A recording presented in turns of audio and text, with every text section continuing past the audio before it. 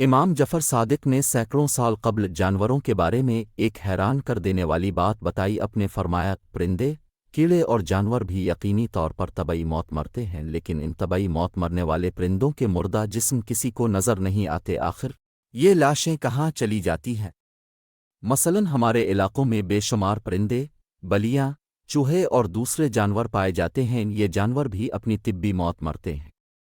روزانہ ہزاروں پرندے اور دوسرے جانور مرتے ہوں گے لیکن ان کے مردہ جسم ہمیں کہیں نظر نہیں آتے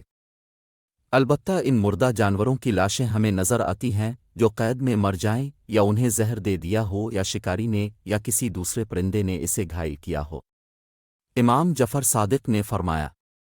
یہ مردہ اجسام تمہیں اس لیے نظر نہیں آتے کہ چوپایوں پرندوں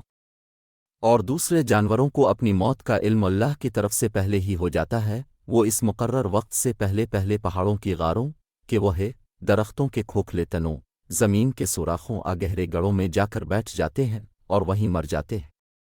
یہ اللہ کا نظام ہے جس کی وجہ سے آج انسان سکون سے سانس لے رہا ہے ورنہ اگر باقی جانوروں کیڑوں کو چھوڑ کر صرف پرندوں کو لیا جائے تو ایک اندازے کے مطابق دنیا میں پرندوں کی تعداد 700 ارب ہے اگر یہ پرندے سرے عام طبعی موت مرتے تو زمین پر